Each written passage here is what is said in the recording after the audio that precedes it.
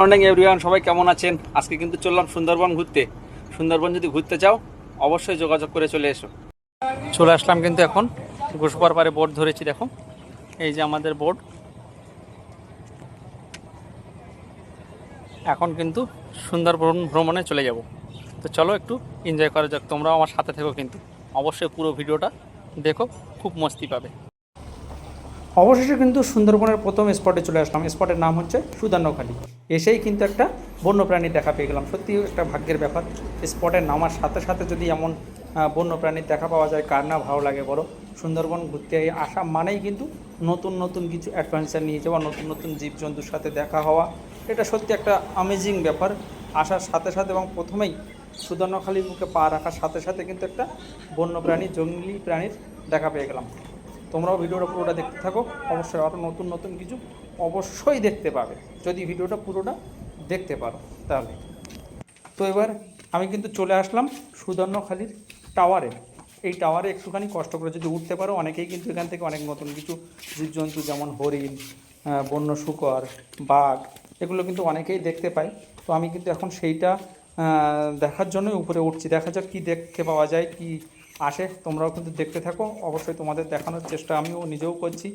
তো এখন কিন্তু এই একদম টাওয়ারের উপরে চলে আসলাম। এইবার যেটা দেখতে পাচ্ছ, অনেক দূর পর্যন্ত কিন্তু গাছ কেটে জায়গাটা পরিষ্কার করে রাখা আছে, যাতে আমাদের মতো নতুন নতুন বন্ধুরা যারা যারা সুন্দরবন দেখতে যাচ্ছে, তারা যে যদি সেখানে কিছু বন্য প্রাণীর দেখা পায়, বা অনেক দূর পর্যন্ত দেখা যাচ্ছে কখনো বাঘ বা হরিণ এপার থেকে জঙ্গলের ওপার থেকে ওপারে চলে যাচ্ছে, যাওয়ার সময় যদি নজরে আসে, সেজন্য কিন্তু পরিষ্কার করা আছে। আর একটা বড় একটা জিনিস দেখাচ্ছে তোমাদের, একটা জলাশয় দেখতে পাচ্ছ, এটা কিন্তু মিষ্টি জলের পুকুর। এখানে কিন্তু বাঘ, হরিণ বা বন্য শূকর এরা কিন্তু জল খেতে আসে।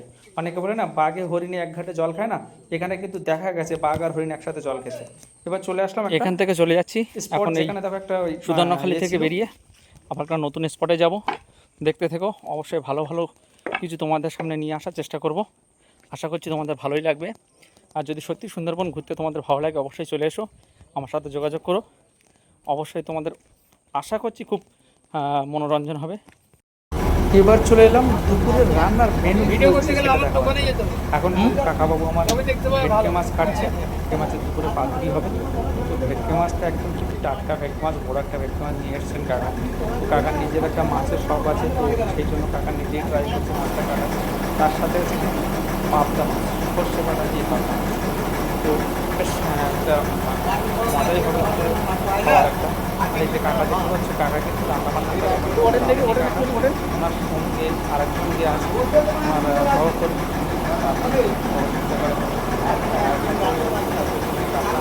করার একটা চাকরি হয়ে যায়। আর এটা হচ্ছে আমাদের এই যে রোজটা চলতে এই সমস্ত করে কিন্তু সব কিছু হয়।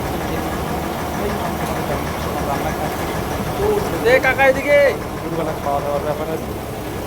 এই যে আমাদের চাটা, আর ওই জন্য আবার চা ব্যাপার আছে। তো চা না খেলে চিনি না পাওয়া যায় না, চিনি না সেবাটা দিয়ে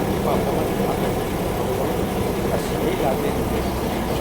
আর একটু চলো ঘুরে এসি সুন্দরবন। চলে আসলাম কিন্তু সুন্দরবন দেখতে। দেখো আমার সাথে কতটা দাদা এসছে, দেখো। হাই, চলো দাদাদের সাথে পরিচয় করা যাক। দাদা, তোমাদের বাড়ি কোথায়? হাওড়া থেকে কিন্তু দেখো সুন্দরবন ঘুরতে চলে এসছে। তোমাদেরও যদি আসতে ইচ্ছা হয়, অবশ্যই যোগাযোগ করে চলে আসো। এই যে দেখো আমাদের দাদা ভাই, ওনারই কিন্তু বোট। হাই বাপিদা, কেমন আছো? সবাই যদি কেউ সুন্দরবন ঘুরতে আসতে চাও, অবশ্যই দাদাভাইয়ের সাথে যোগাযোগ করবে। দাদাভাইয়ের কন্ট্যাক্ট নাম্বার আমি ভিডিওতে অবশ্যই মেনশন করে দেবো। দাদাভাইয়ের কিন্তু নিজস্ব বোট এবং খুব বড় মনের মানুষ। অবশ্যই দাদাভাইয়ের সাথে যোগাযোগ করবে। অবশ্যই তোমরাও কিন্তু অনেক অনেক অনেক কম খরচের মধ্যে সুন্দরবন দেখতে আসতে পারবে। দেখো এখন কিন্তু জঙ্গলের দুই সাইডেই জঙ্গল, আমরা তার মাঝখান দিয়ে কিন্তু যাচ্ছি বোটটা নিয়ে। আশা করছি তোমাদের ভালো লাগবে ভিডিওটা পুরোটা দেখার অনুরোধ রইল সবাইকে। বাপিদা অনেক সময় ধরে বোট চালাচ্ছে, তো বাপিদা বললো একটু বোটটা তুমি চালাও। তো সেই জন্য কিন্তু আমি চলে আসলাম স্টিয়ারিং ঘরে। এর আগে আমার বোট চালানোর অভিজ্ঞতা আছে, বাট এরকম স্টিয়ারিং ধরে বোট চালানোর অভিজ্ঞতা আমার কাছে একদম নতুন। তো বাপিদা আমাকে শেখানোর চেষ্টা করছে, বা আমি যেটা একটু শিখেছি তাই একটু বোট চালালাম। দেখেছো সামনের ভিউজটা কতটা সুন্দর, একদম মনোরম পরিবেশ। আকাশটাও সেরকম মানে সুন্দর, মেঘটা দারুণ পেঁয়াজা তুলের মতো। আর তার থেকে বড় কথা, দুই সাইডে জঙ্গল, দুই সাইডেই কিন্তু বন্য প্রাণী থাকে, বাঘমামা থাকে, কুমির থাকে, হরিণ থাকে, একবার সব কিছু মিলেমিশে একদম একাকার, একদম অসাধারণ একটা পরিবেশ। তো এরকম পরিবেশ যদি তোমরাও দেখতে চাও বা ঘুরতে আসতে চাও, অবশ্যই তোমরা আসার জন্যে সুন্দরবনে অবশ্যই আসতে হবে। এই যে দেখো সামনে দেখা যাচ্ছে, ওই যে দুটো হরিণ দেখা যাচ্ছে, তোমরা দেখতে পাচ্ছ না, যায় না, আমি দেখানোর চেষ্টা করছি। দেখো দুখানা হরিণ কিন্তু, ওরা কিন্তু এখন এই ভাটা নেমে গেছে, অনেক বাচ্চা নেমে গেছে, তো ঘাস, গাছের পাতা লতা এগুলো খাওয়ার জন্য কিন্তু সব একদম খুলে পাড়ে চলে এসছে, জঙ্গলের সাইডে চলে এসছে। এখানে আসলে ওরা সবুজ সবুজ ঘাসও খেতে পারে, প্লাস এই যে গাছের পাতা ফাতাগুলো যেগুলো পড়ে না, সবুজ যে পাতাগুলো পড়ে, সেই পাতাগুলো খাওয়ার জন্য কিন্তু অনেক কাছে চলে আসে। আর হরিণ আসা মানে হরিণের পিছনে পিছনে আমাদের রয়্যাল বেঙ্গল টাইগার আসতেও পারে। বাট আমি কেউ বলেছি, সাপের লেখা আর বাঘের দেখা এটা কিন্তু অবশ্যই নসিবে থাকা দরকার। নসিবে না থাকলে কিন্তু কখনোই তোমরা বাঘের দেখা পাবে না। আমি সুন্দরবনের ছেলে, আমার বয়স এই 36 বছর, আমি কিন্তু আজও পর্যন্ত বাঘ নিজের চোখে দেখতে পাইনি। আর উপরওয়ালার কাছে দোয়া করি যেন বাঘ আমার চোখের সামনে না পড়ে, কারণ অনেকেই বলে যে বাঘের দেখা শেষ দেখা। আর রয়্যাল বেঙ্গল টাইগার যখন শিকার ধরে, তখন যে সেই যে মূর্তি, যে রাগের মূর্তি, যারা দেখেছে অনেকেই, তারা অনেকে হার্ট ফেল করেছে, আবার যাদের হার্ট মানে সবল আছে তারা আবার বেঁচেও ফিরেছে। সেই জন্য আমি উপরওয়ালার কাছে দোয়া করি যেন রয়্যাল বেঙ্গল টাইগার আমার সামনে কখনো না পড়ে। তো আশা করছি তোমাদের ভিডিওটা ভালো লাগছে। আমরা কিন্তু এবার খুব কাছেই চলে এসেছি, দোমাকির কাছে চলে এসেছি। দোমাকি দ্বিতীয় স্পট। এই স্পটটা দেখার পরে কিন্তু আমরা আবার আমাদের হোটেলে ফিরে চলে যাব। তো আশা করছি তোমাদের ভিডিওটা ভালো লাগছে, দেখতে পেয়েছো নিশ্চয়ই দুখানা হরিণ। এইবার আমরা কিন্তু খুব কাছে চলে এসেছি দোমাকে। দোমাকিতে আসতেই দেখো আবার দুটো হরিণ, কি বড় বড় হরিণ দেখছো, দেখতে পেয়েছো কি? ওই দেখো গাছের লতা পাতা খাচ্ছে। তো আমি ভাবিনি যে এত কাছ থেকে তোমাদেরকে হরিণ দেখাতে পারবো। সত্যি আমার নিজেরও ভালো লাগছে, আশা করছি তোমাদেরও হরিণটা দেখে ভালো লেগেছে। তো এইবার আমরা আস্তে আস্তে ধীরে ধীরে ঘাটে দোমাকি, এইখানেই তো নামতে হবে ঘাট, সেখানে যে বোট ধরবো সেখানে যে কিন্তু অনেক অনেক বোটের ওখানে ভিড় জমে আছে, কারণ ওখানে না জঙ্গলের বাইরে দেয় না, ওখানে যেতে হবে। যারা যারা ঘুরতে এসছে তাদের সবারকে স্পটে নামিয়ে দিয়ে আবার কিন্তু বোটটাকে নিয়ে চলে আসতে হবে। ওই যে দেখো কত বড় হরিণ দেখেছো, আশা করছি তোমরা হরিণটাকে দেখতে পেয়েছো, কত বড় হরিণ দেখো, সত্যি আমেজিং লাগছে, অসাধারণ লাগছে। এই যে দেখার জন্য কিন্তু লাখো লাখো মানুষ সুন্দরবন ঘুরতে আসে। আর শুধুমাত্র এই যে জঙ্গলি যে নাম করা যে হরিণ, যে নাম করা যে বাঘগুলো দেখার জন্য কিন্তু বহু দূর দূর থেকে মানুষ ঘুরতে আসে। চলে আসলাম কিন্তু স্পটে, দেখো কতগুলো বোট এখানে ঘাটে ধরা আছে।